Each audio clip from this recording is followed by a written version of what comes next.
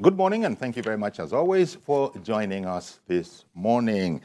Well, it's the full-blown political season, so all things political are the kind of things that we're talking about right now. The manifesto, the big manifesto, the 80-page manifesto. Some of you have said you've read it, and in case you haven't had it, you don't have it, you can always look for it online. Although, let it be said, I wouldn't be surprised if you had one or two problems downloading the PDF file. Talking about my experience, maybe your internet connection is better, but it is online there. Just Google search the Tinubu Manifesto, 2023 Manifesto. It'll come up and you can download it. In any case, we'll take aspects of it today. My guest is Ajuri Ngelale, SSA Senior Special Assistant to President Muhammadu Buhari on public communication. And he's also one of the spokespeople for the Tinubu Shetima campaign of this Tinubu Shetima Campaign Council. A fine morning to you, Ajuri. Good morning, my dear brother, and good morning to our viewers. Indeed. Thank you very much for coming. It's been quite a while, but we're happy to have you. I am aware, I'm not too pleased because you've been on other programs on our station, but here we are. Now, there's so much, otherwise it wouldn't take 80 pages, you know, to articulate it and put it out there. But Asiwaju himself has said more than once that, you know, he's going to be building on the legacy that has been provided by Tinubu. In fact, he said that there's no way you look at it. Since coming in 2015, it was Tinubu's assessment that he had done very well. And I get the impression that he therefore is saying that, you know, we have a platform. We're not starting, as it were, fresh, you know, that kind of a thing. First of all, give me your impressions of that. Because, you know, that statement, it isn't everybody that it pleased. You know, some saying that, you know, they would have expected him to what? Come and start afresh? Not take cognizance of what is on the ground. How did you feel when you heard that Asiwaju, maybe you were there, this was at the retreat, was it APC or federal government retreat? With the private sector, APC campaigns retreat with the private sector. You know, so to answer your question, and thank you very much once again for the time, His Excellency Asiwaju Bola Ahmed Tinubu is known for a very sagacious approach to administrative operation. And one of the tenets of that is understanding that government is a continuum. And there's a responsibility to the Nigerian people to ensure that all viable policies, programs, and projects are not only continued, but that they are accelerated, and that where necessary, you make value additive modifications to ensure that Nigerians get the best value out of existing policies, programs, and projects. So that should not strike anybody as a surprise. In fact, I would say that anything contrary should be worrisome to Nigerians, because what that means is that we see this in some state governments over the period of time, where out of sheer ego or political antagonism, even good policies, projects, and the like are abandoned by the incoming person just to say the other person is bad. So it's good that, of course, His Excellency Asiwaju Bola Tinubu would not be part of that kind of thinking. You know, especially as he noted at the time that in spite of what he called financial headwinds, he commended the president for what he referred to as unparalleled expansion of the national infrastructure. Now, if the Buhari administration doesn't have anything at all, it's not that infrastructural development. Yes, people have said, but there is more. But that one is there. That's one of the things Tinubu highlighted. Absolutely. Look, you know, across the sectors, if you look through, and I know you have, Uncle Yori, but for our viewers who have been able to look through the 80-page manifesto, very detailed analysis and clearly laid out plans for every sector of the economy. Anyone who's read that would recognize the due recognition given to President Muhammadu Buhari for his landmark efforts across the sectors.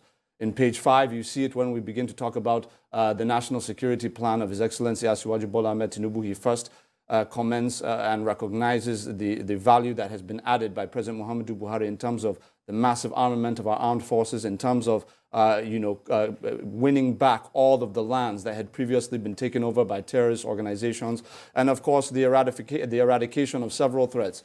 We know that ISWAP's leader, Abu Musab al-Barnawi, had been taken off the field by the commander-in-chief.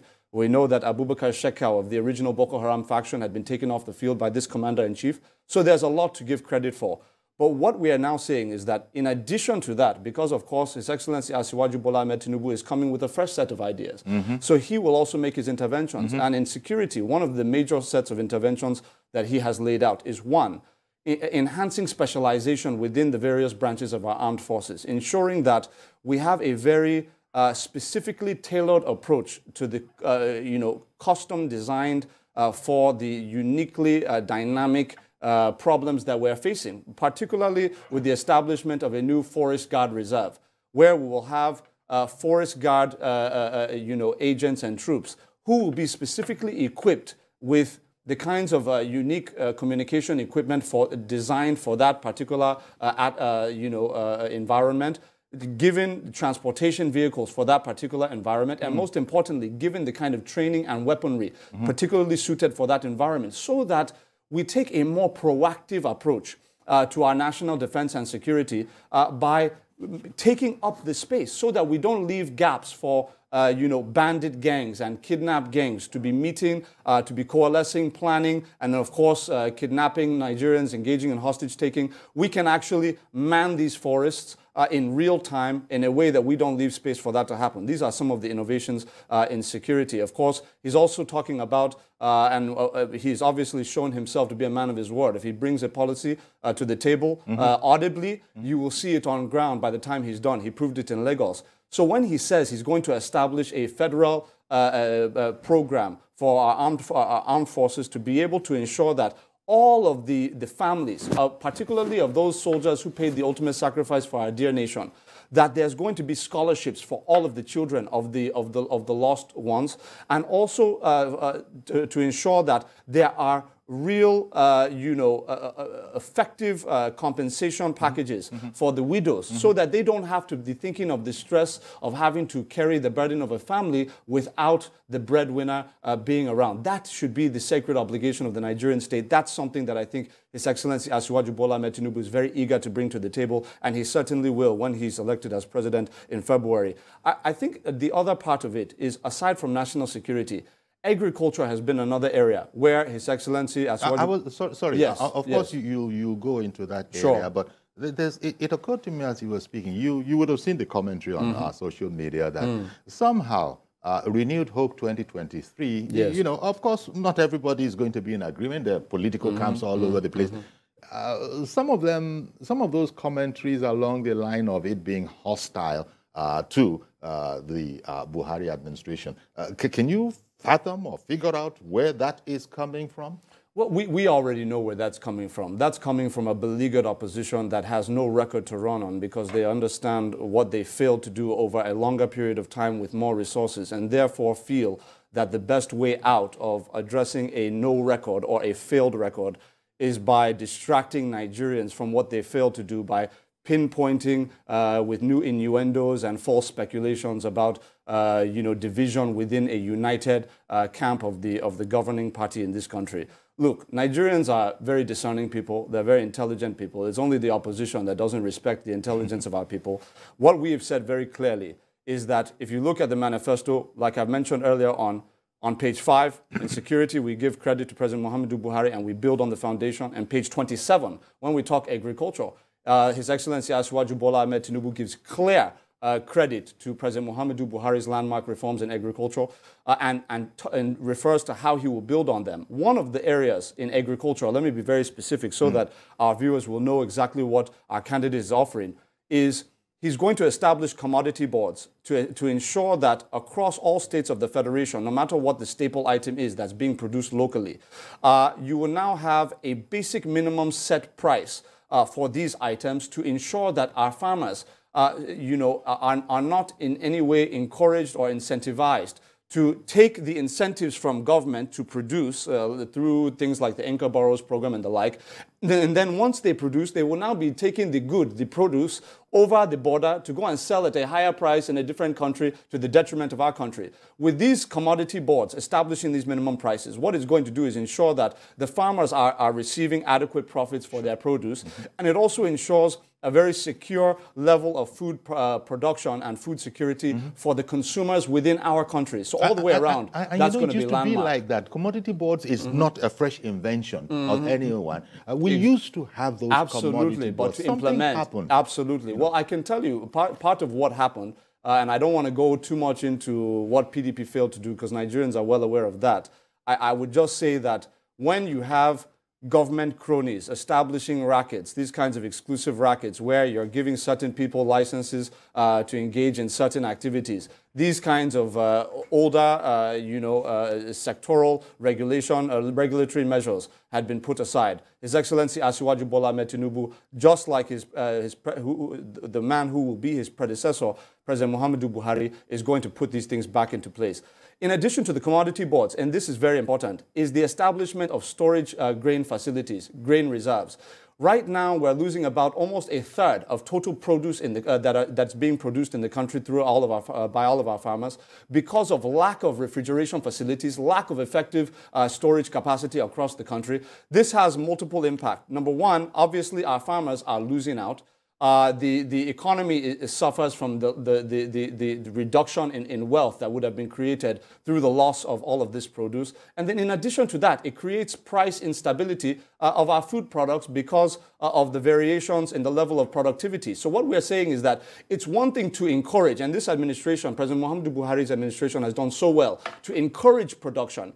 Obviously, we were the largest importer of rice in Africa in 2015. Today, we're the largest producer of rice in Africa and many other staples.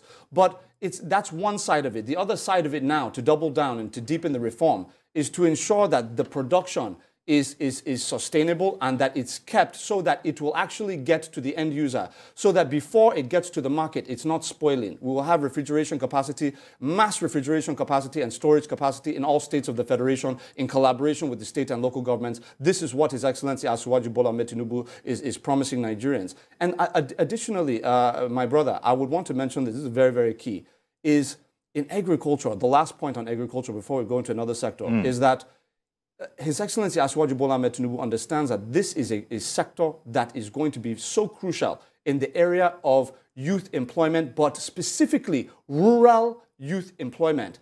And what he's saying is that we are now focused on land clearing. What we have right now in this country is currently, as we speak today, only 35% of all arable land in this country is under cultivation, meaning 65% of our arable lands is not being cultivated by anybody. It's just lying fallow. And it can be producing cotton, rice, and all of the various things that we need in this country and that we can be exporting to other countries for foreign exchange. This has been a long-standing problem. Absolutely. Absolutely. This problem has been, you take a plane ride anywhere in this country, you can't fail to notice it if you happen to be watching these things. Absolutely. You see what look like virgin forests all over the place. Yes, forests must be preserved, but there is an underutilization of the great land mass that is an asset to Nigeria. There's no question. And what His Excellency Asiwaju Bola Ahmed Tinubu is saying is, look, we are going to, he's making a very clear promise to Nigerians so that in 4 years, in 2027, after his first term, they will be able to look back and say, you promised us this. This is what he's promising. He's saying that by 2027, he's going to enhance through this mass land clearing exercise, which is going to employ rural Nigerian youths to clear this land. That, we're talking in the hundreds of thousands. We're going to be able to clear, he wants to clear up to 65%. From 35% of all arable land under cultivation, we're going to go to 65% of all arable land under cultivation by 2027, by the end of his first term.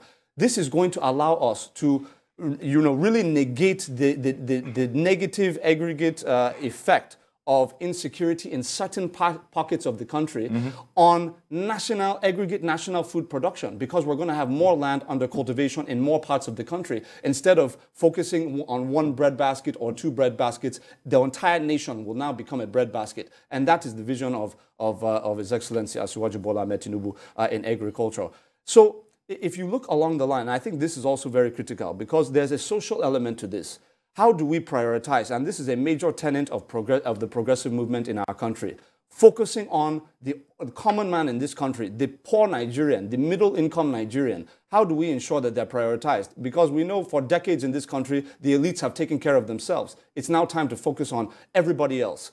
So what he has proposed in the housing policy that he's brought to the table is he is saying that we're going to reform the Land Use Act in collaboration with the next National Assembly. We're going to reform it in such a way that all of the processes in terms of accessing land for, when a developer wants to go and access land, we know that it's a state prerogative in the Constitution.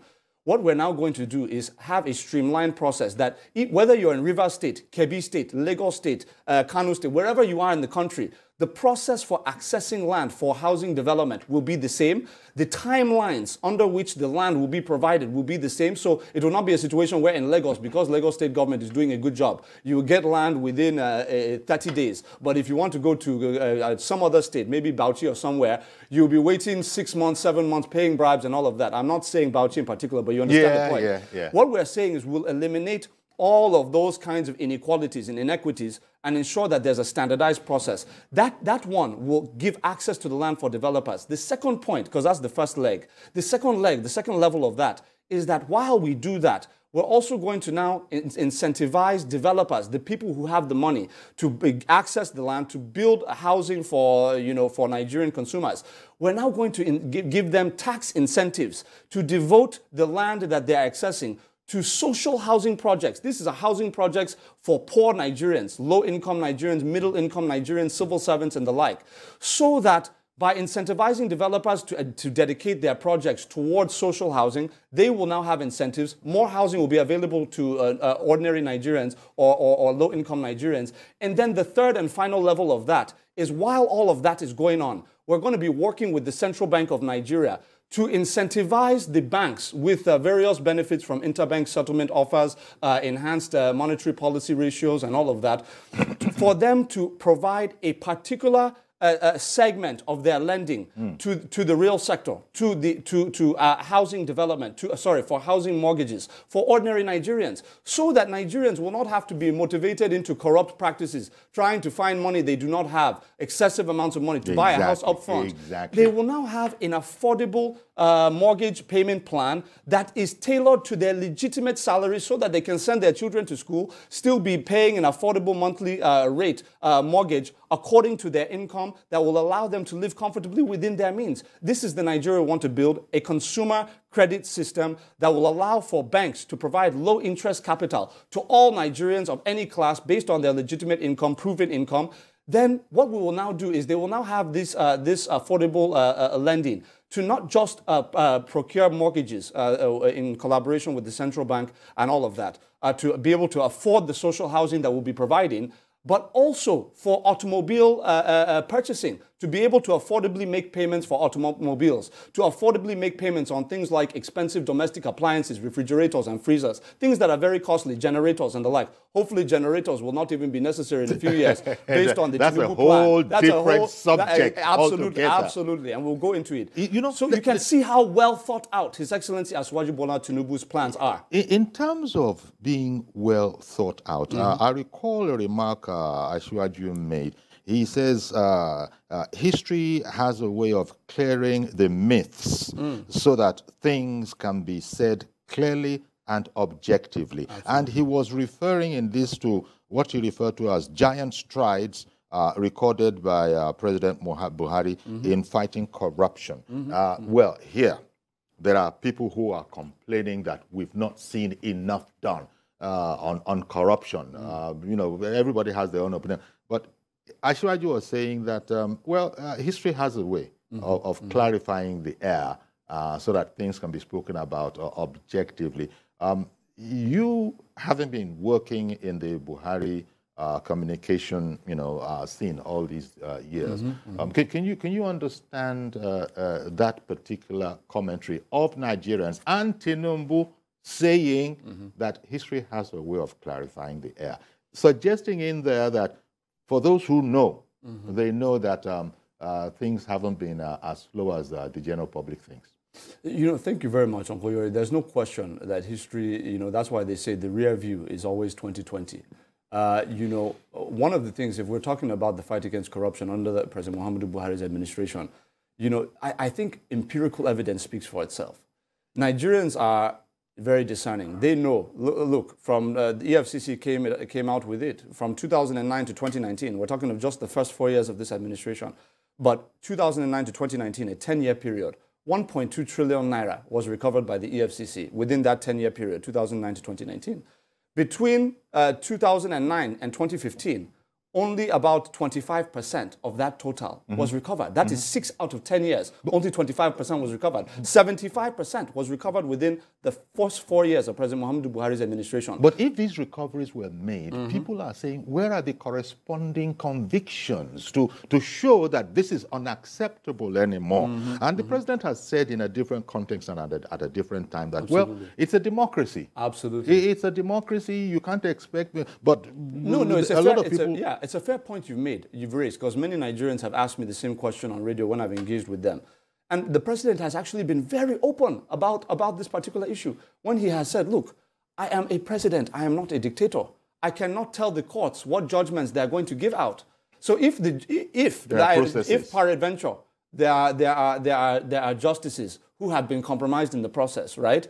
And that's an if, right? If that has been the case and people have been let off, is it President Muhammadu Buhari by fiat without any recourse to the Constitution that will be jailing judges? That's not the system we have. So we have to work within the parameters of the system. What we want is judicial reform. What we want is also the National Assembly to pass a legislation that will enable us to establish a special crimes court for corruption. Okay, these are the nuanced issues that every president in a democratic constitutional administration will have to face. And President Muhammadu Buhari has maintained his integrity and he has not interfered where he should not. But where his responsibility ends, he has certainly done his part in terms of law enforcement and asset recovery. Let me bring in Reverend Dominic. Fine morning to you, Reverend Dominic. Chief Yori, good morning. This morning. Good morning. I want to greet you as a wonderful and intelligent young man.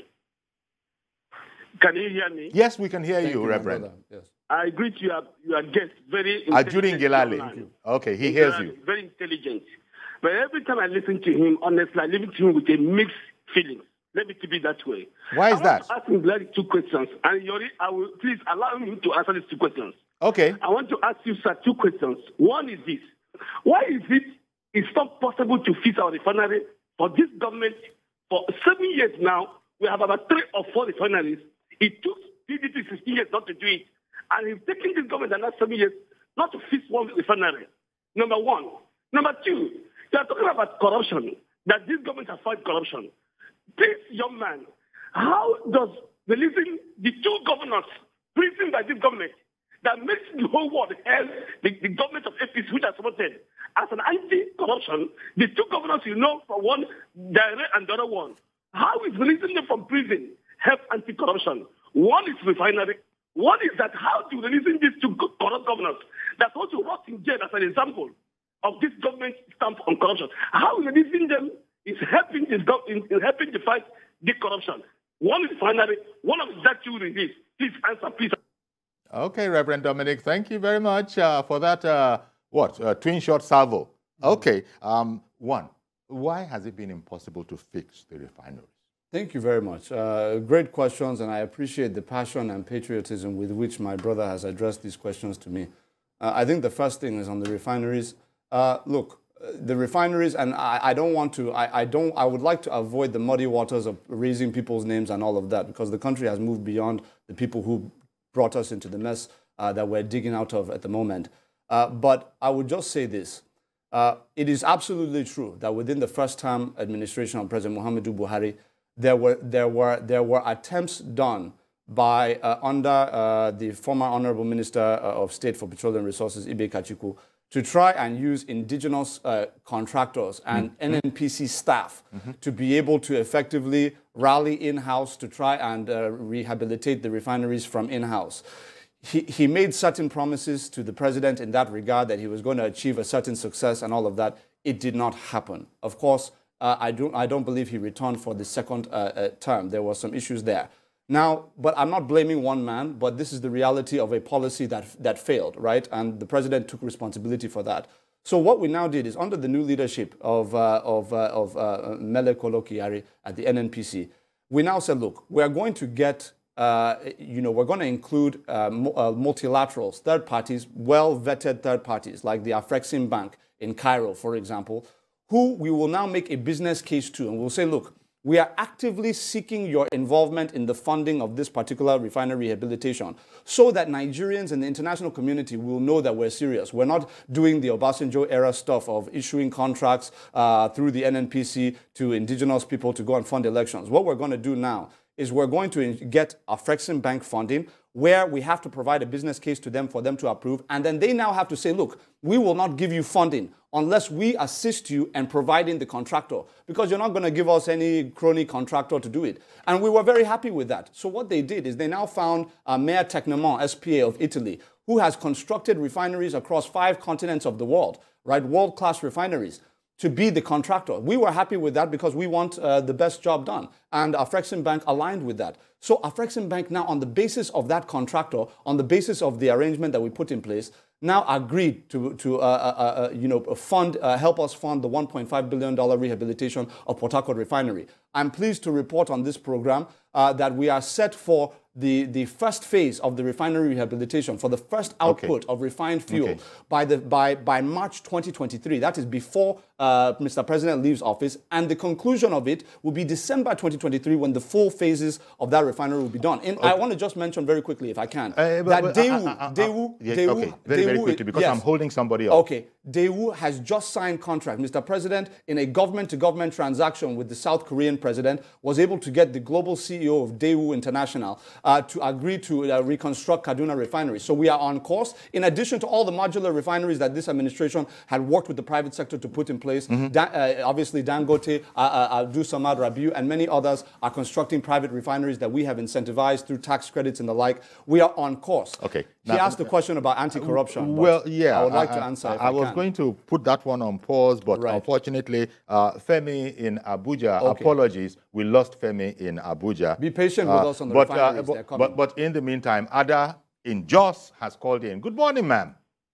Good morning, Mr. Yuri, and my friend on television and radio in Ngelale. My sister. Used to meet Ada calling from Jos. She's always with me. I used to meet him a lot on Radio Nigeria, you know. Yes. I used to introduce myself as Radio Mama. So I enjoy listening to him. You know, he's an orator, if you're thinking bad about this administration, by the time you listen to Ngelale, you will change your mind. But all the same, not true to that speaking, now. he's good at it, so that's a good one. But what I want to say here is, what is your view? What is the view of Asiwaju's administration on fiscal federalism? That's restructuring. Because the problem we have in Nigeria is a structural one. If we don't restructure this country, we're not going anywhere. Then we have to strengthen our institutions, and that can be done with the 10th Assembly, you know. Then if it is Asiwaju being able to fix the economy, I don't have any doubts about that, Mr. Yuri. He can fix it because he will use the best hands, irrespective of tribe and religion, because he is destabilized. Okay. But the problem now is that many people have been saying, they have been asking me that question, said, why is it that he could not make all these things work now? I said, because maybe he's not at the helm of affairs. Maybe he has been talking and it didn't work, you know. But my worry now is medical tourism. How is he going to address medical tourism? Okay, Ada, I'm afraid, I'm so sorry. I got to interrupt you because I've got to go on break. And I still have a question outstanding from Reverend Dominic, which was the corruption issue. We have after that, the break. you know. So all of that will be after the break. Still, please stay with us.